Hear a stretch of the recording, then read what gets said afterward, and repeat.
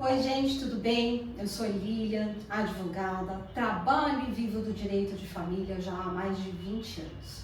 Decidi compartilhar com vocês vocês advogados que desejam viver do direito de família e encontram dificuldades. Eu escolhi um tema para poder falar nesse vídeo hoje, que é o tema sobre guarda. Guarda, né? A guarda dos filhos após uma separação, após um divórcio, até mesmo após o falecimento. A guarda, por que ela é importante nós sabermos as particularidades de cada uma? Por quê? Porque os nossos clientes, eles chegam no nosso escritório muitas vezes já achando que determinada guarda é o ideal para eles. Então, muitas vezes falam, olha, eu quero uma guarda unilateral, eu quero uma guarda compartilhada, e eles já acreditam que aquela guarda que eles já chegaram falando que querem é o ideal. Você, advogado, preparado, que sabe por detalhes, minúcias de cada tipo de guarda, vai saber orientar o seu cliente, o nosso cliente, melhor. Por quê? Porque a visão dele é aquela de litígio, de briga, de satisfação própria. Quando, na verdade, o nosso cliente, ele precisa entender que naquele momento a guarda é o que é o melhor para os filhos ou para aquele filho. E ele ainda está naquela luta, naquela briga decorrente dele com ele mesmo, com o antigo rompimento do relacionamento. E nós, sabendo cada tipo de guarda, com seus detalhes, podemos orientar o nosso cliente que a guarda A, B, C vai ser melhor para aquele cliente. Lógico, nós não vamos dizer para eles todos os tipos de guarda, mas quando o cliente chega no nosso escritório e já começa a relatar como é a história de vida dele, você já vai ser capaz de falar, para esse cliente, para essa família, a guarda A, B, C, D é melhor. Então, e você só sabe disso quando tem conhecimento detalhado de cada tipo de guarda. Então, a guarda, eu acredito, que é a forma, é o meio melhor de nós ajudarmos as crianças, né, os filhos, os adolescentes, a viverem melhor com uma família que teve aí a sua dissolução, né? Então, eu vou mostrar para vocês, vamos falar um pouco agora detalhado sobre realmente o que é a guarda, né? A guarda, né? Guarda, ela vem assim, né? A gente pode dizer, guarda, eu olho e falo assim, vou guardar o quê? Né? Vou guardar o meu filho, eu vou esconder o meu filho, né? Guarda. Não, guarda nada mais é, né, gente, que o poder que os pais têm sobre o filho, sobre o menor. A guarda, ela tem que ser estipulada para menores de 18 anos, geralmente, né? Fora os casos de emancipação, tá? Não vou entrar nesse detalhe. Então aqui a guarda, ela trata, né, o termo guarda, ela vem justamente para definir quem vai gerir a vida dessa criança, desse filho, desse adolescente, quem vai cuidar, quem vai zelar, quem vai ter a responsabilidade de criar, de educar essa criança, esse adolescente, após uma separação. Então, quais são os tipos de guarda existentes, né? Então, vamos lá, a guarda que está, está na moda porque ela veio ela veio assim no nosso meio legislativo como imposta. Ela foi imposta como sendo aquela guarda que ela tem que ser aplicada porque o legislador entende que é o ideal, que é a guarda que vai salvar a vida da família, daquela família, né? E essa guarda, denominada de guarda compartilhada. Então, ela surge muitas dúvidas para os nossos clientes e até para nós, advogados, que como vamos dizer para o nosso cliente que essa imposição, por ela ser obrigatória, ela muitas vezes pode não ser o ideal para aquela família, né? E como nós vamos mostrar para o nosso cliente? Entendendo realmente os preceitos dessa guarda compartilhada. Então, a primeira coisa que temos que ter em mente e entender é que o casal que decidir que vai compor, que vai optar por ter guarda compartilhada, esse casal ele tem que pelo menos ter uma ideia de que ele consiga separar a conjugalidade, né, o relacionamento entre marido e mulher, da paternidade, da relação entre mãe e pai. A partir do momento em que a família, né, esses dois, conseguem separar isso, aí nós podemos já nos preparar e falar, essa família, ela tem indícios de que a guarda compartilhada pode dar certo. Porque nós temos que ter uma clareza. Embora seja algo obrigatório, que seja imposto, que tenha uma imposição pelo judiciário, nós temos que levar em conta que o que está em discussão e o que nós temos que levar realmente em conta, né, todo o judiciário, todo o nosso trabalho de advogado do direito de família é o bem-estar dessa criança. A gente tem que levar o interesse desse menor, né? Prevalecer o interesse desse menor, dessa criança, desse adolescente, como vai ser a vida deles. Porque como eu já disse, a partir do momento em que os pais conseguem separar realmente a conjugalidade da paternidade, aí sim. Porque o que houve no relacionamento entre marido e mulher, passou. Tem mágoas, mas nós temos que um bem maior aqui. Nós não estamos discutindo bens imóveis, né? Nós estamos discutindo aqui a vida de uma criança, a vida de um adolescente, de um ser, né? Que ele tem aqui 50% da mãe e 50% do pai. Então, quando depois de estabelecida essa separação entre conjugalidade e paternidade, aí nós vamos para um outro caminho. Essa família, esse pai e essa mãe, eles querem participar como da vida dessa criança? A mãe vai ter uma total responsabilidade, o pai vai ter total responsabilidade, ou eles vão gerir a vida dessa criança, desse adolescente, de comum acordo, de acordo como era a vida daquela criança, como se eles estavam casados.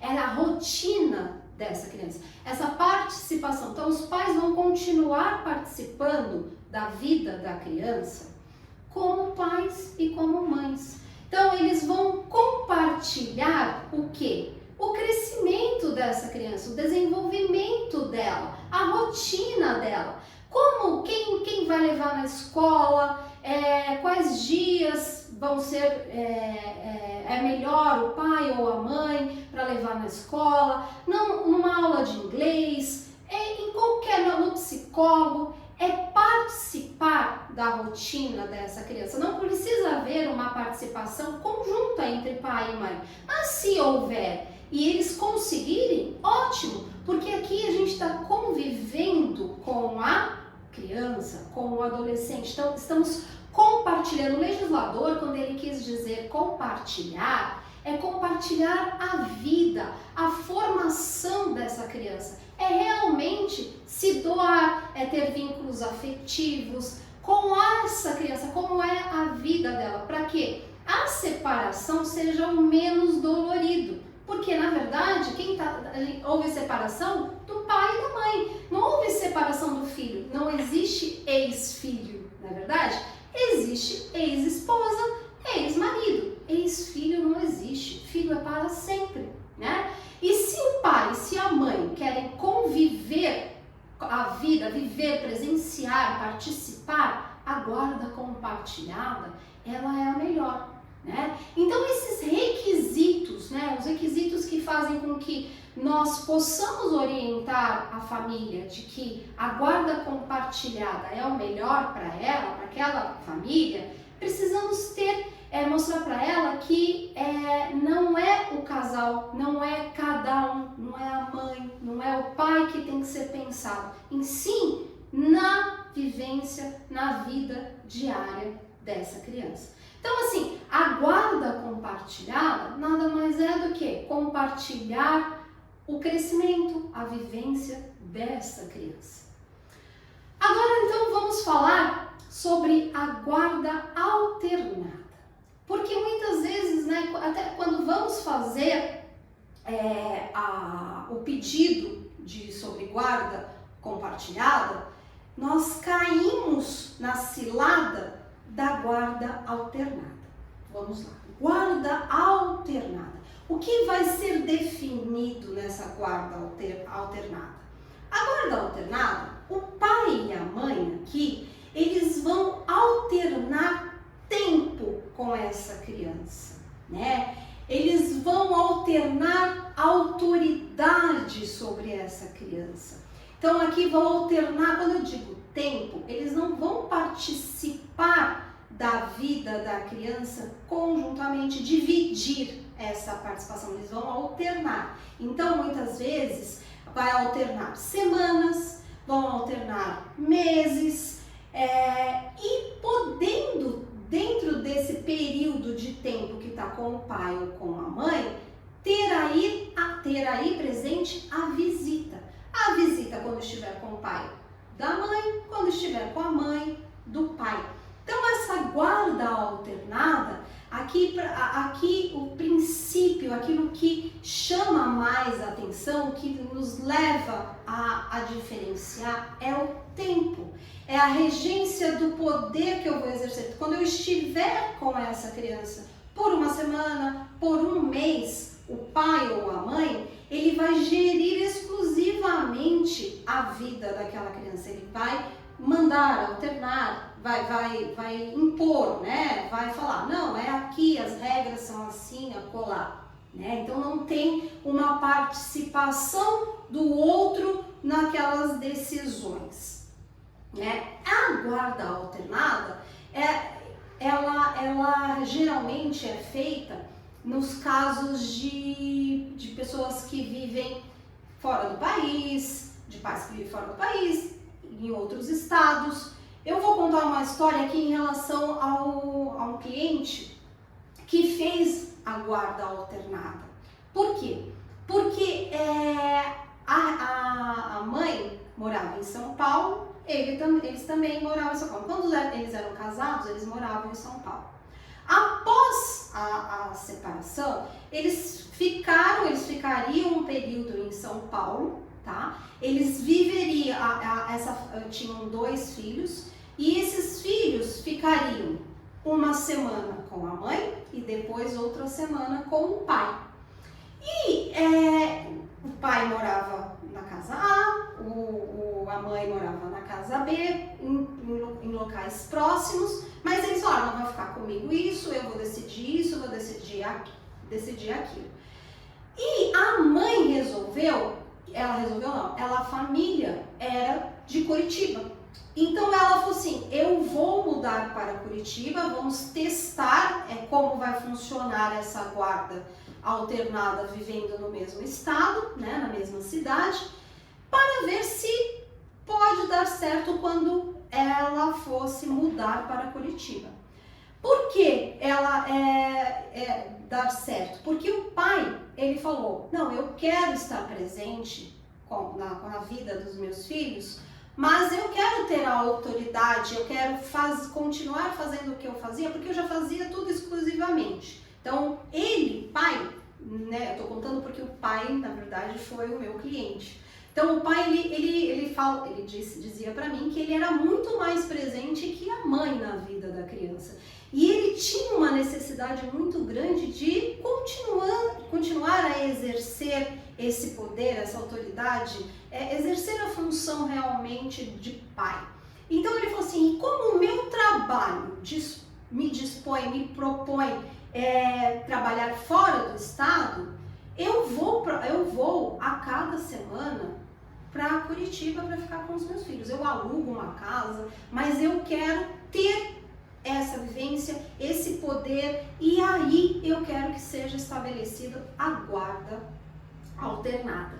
Então aqui a guarda alternada, né, o pai teve a residência, a mãe tem a residência dela, e tem aqui, eles resolveram a fixação do tempo de cada um, com que a criança ia ficar com o pai e com a mãe, e o efetivo poder, né, a autoridade de guarda sobre a vida desses dois meninos, como foi o caso do meu cliente, tá?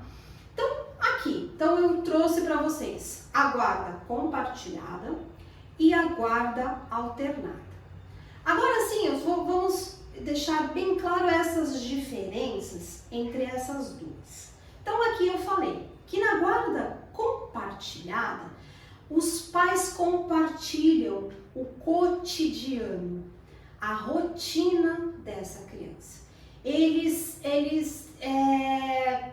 têm cada um a sua residência. A criança, ela precisa, ela tem como a residência dela, tanto a residência da mãe como a residência do pai.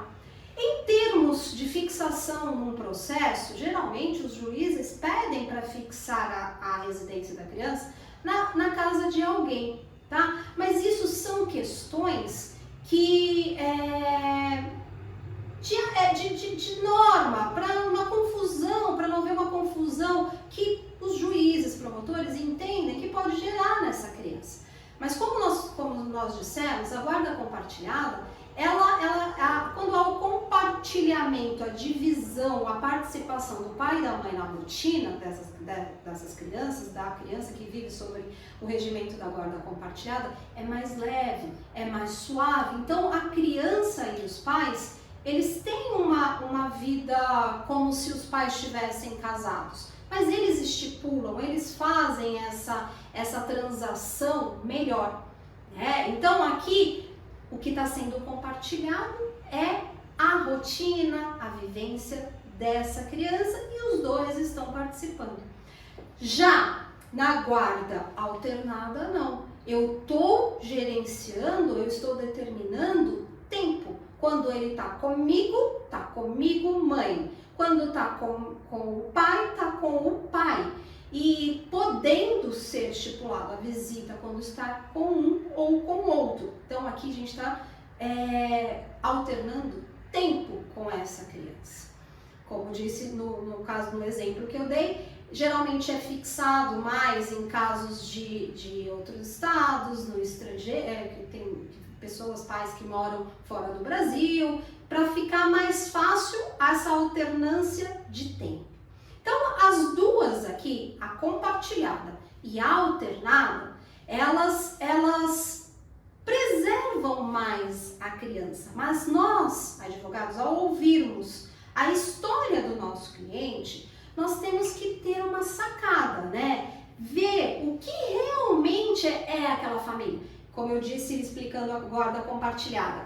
Esse relacionamento, essa distinção que eles conseguem separar o que foi uma vida em conjunto, uma vida de casal, agora com uma vida de responsabilidade por aquele filho, pelaquela criança que teve desse relacionamento. Então nós, advogados, ao olharmos a história, né, do nosso cliente, aí a gente vai conseguir identificar se a guarda compartilhada ela cabe naquele caso ou se a guarda alternada cabe naquele outro caso. Porque na verdade, né, gente, os nossos clientes, eles acham que estão pensando no filho, mas na verdade eles estão pensando neles, o que é melhor para o pai, o que é o melhor para a mãe, né? Então, nesse caso aqui, então, né, entre guarda compartilhada e guarda alternada, como o nosso próprio judiciário ainda encontra muita divergência do que é melhor, do que é pior, do que é mais confuso, na minha visão, dos casos que eu já tive, tanto de guarda compartilhada como de guarda alternada, o que nós temos que levar, tanto para o nosso cliente como para o judiciário, que cada família ela é única e cada caso ele tem que ser analisado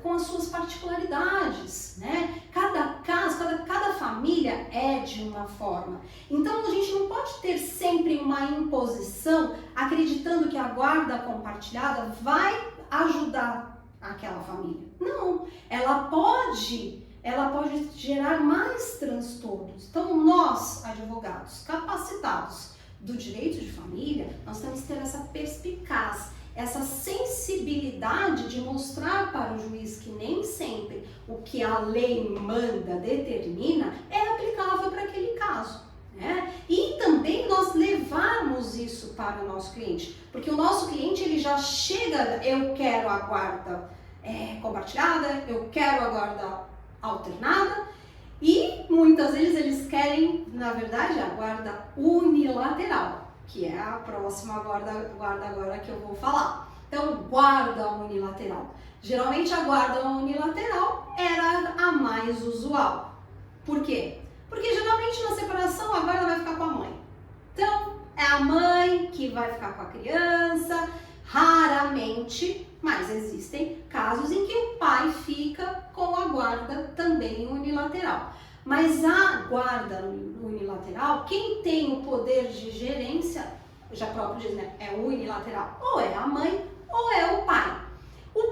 Essa guarda, ela foi muito aplicada, ela ainda continua sendo aplicada, ela geralmente é por decisão judicial, se tem muitas brigas, que não dá esse convívio, o juiz vai lá e determina, né, ou de comum acordo, porque embora venha a compartilhada é boa, a alternada é boa, tem os pais que viram geralmente falam assim, não, eu não tenho essa capacidade, eu não quero isso para mim. E o outro, né, ele se sujeita e ele fala, não, eu quero, eu assumo essa responsabilidade. Então, muitas vezes, a guarda unilateral, ela também é boa, ela também é aplicável, por quê? Porque, como eu falei anteriormente, cada caso tem que ser analisado, né?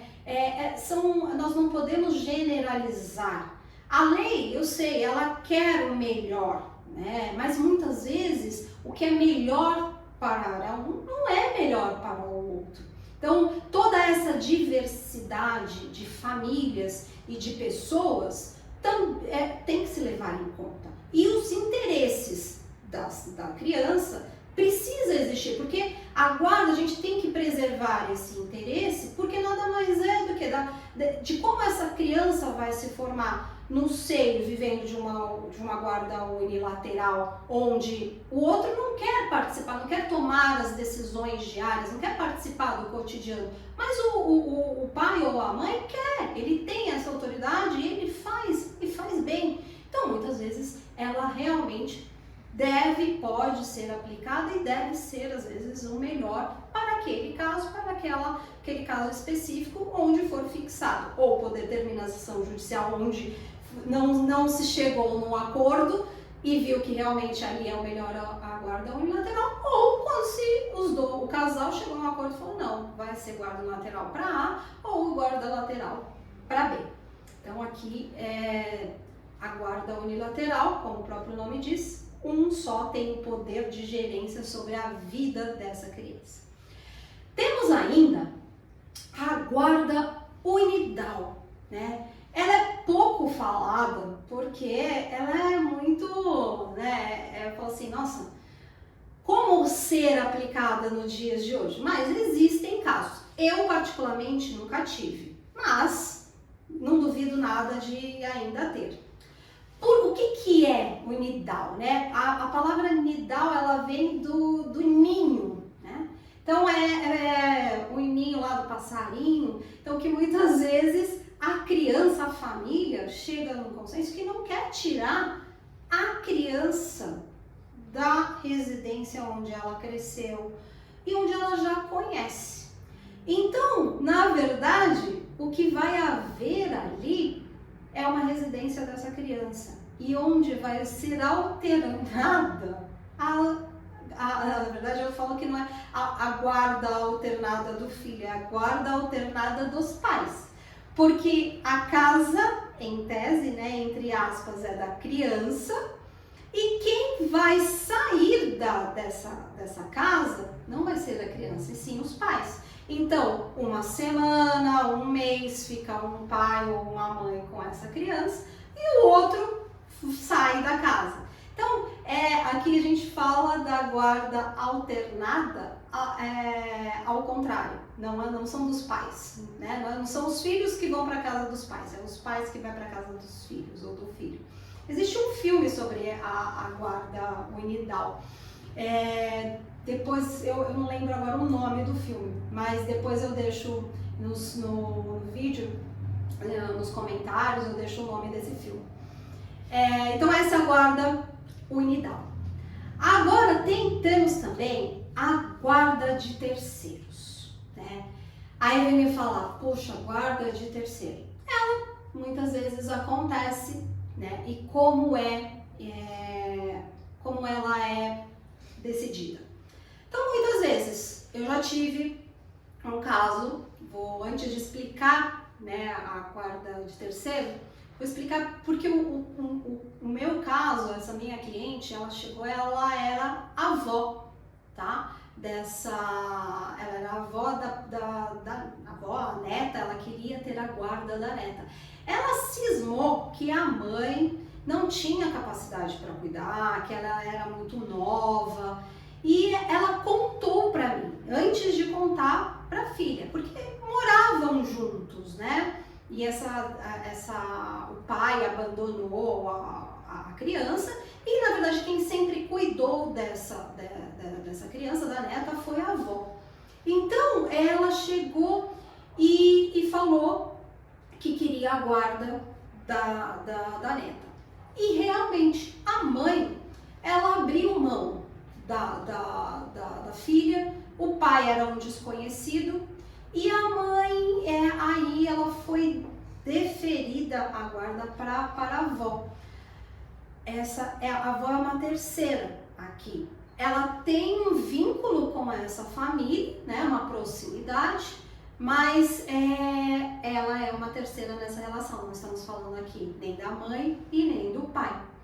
A guarda para terceiros, ela pode ser deferida por linha de afetividade com alguns parentes, né, com os parentes de mais próximo, com tio, com tia, né, os avós, como foi no caso dessa minha cliente. Então, essa proximidade, esse vínculo que uma criança tem com esses parentes, quando não tem o pai ou a mãe, ou quando foi comprovado que o pai e a mãe ela não tem capacidade para gerir a vida dessa criança, ela pode ser deferida a terceiros. Pode ainda, né, ir a terceiros além, que quando a criança não tem ninguém, né, não tem pai, não tem mãe, não tem, ou ninguém. Quando eu digo não tem, né, gente, não tem, as pessoas da família não tem capacidade de cuidar dessa criança, a guarda vai para um abrigo, né? Aí essa criança é colocada no abrigo e ela acaba tendo uma guarda para terceiro, certo? Então assim, a guarda de terceiro, ela muitas vezes, ela tem que ser aplicada porque não tem ali pessoas competentes para gerir a guarda dessa criança, né? Como já disse por alguns parentes, ou vai para um abrigo. Então aqui, o que eu mostrei para vocês, que a partir do momento em que nós temos o conhecimento detalhado sobre cada tipo de guarda, e quando nós vamos atender o nosso cliente, ele vai e ele conta a história, nós podemos definir junto com o nosso cliente qual é o melhor tipo de guarda para eles, naquele caso.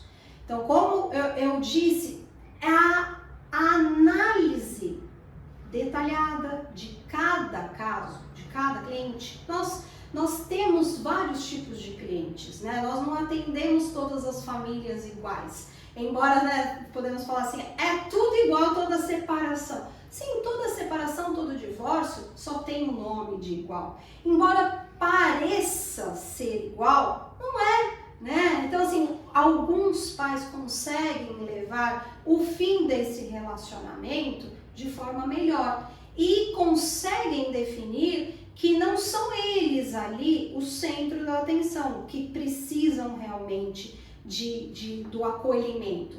Então, quando nós entendemos os vários tipos de guarda, nós podemos orientar o nosso cliente, fazer com que ele entenda qual é a maior, ele entenda o que é mais vantajoso, até mesmo para ele e para a criança. Aqui, quando nós vamos levar em conta que estamos falando do bem-estar da criança, se a criança estar bem, os conflitos vão ser menores, né, entre o pai e a mãe. Lógico, né, que a gente está falando nos melhores dos mundos, de pessoas que conseguem conversar. Mas isso é muito importante nós entendermos cada família e que cada família pode ter uma boa solução para o problema, desde que nós sabemos orientar o nosso cliente da melhor forma, para que ele tenha uma satisfação e os problemas na vida daquela família sejam menores, que problema sempre vai ter, mas com essa orientação, sabendo, até o processo ele tem um desenvolvimento melhor, né? Quando as partes têm a conscientização através da nossa orientação e do próprio entendimento deles, do que eles podem fazer e até onde eles podem ir, de ser a melhor tipo de guarda para eles. Então, o assunto guarda, né, ele é muito relevante para o nosso cliente e para nós, advogados. E além de tudo, nós precisamos mostrar para o nosso cliente que a partir do momento em que ele define essa guarda, a convivência com a família, né? A família no todo. Eu não preciso ter brigas entre os avós entrando com pedido de convivência com os netos, os tios, essa afinidade, esse vínculo que sempre existiu com a família, a partir do rompimento, quando a família está organizada com qualquer tipo de guarda, tanto unilateral, quanto compartilhada, quanto alternada, até mesmo anidal e até mesmo com terceiros, lembrar que família é uma amplitude, é um todo. Então, todos podem participar da vida desta criança, desse adolescente, e mantendo no seio a convivência com todos.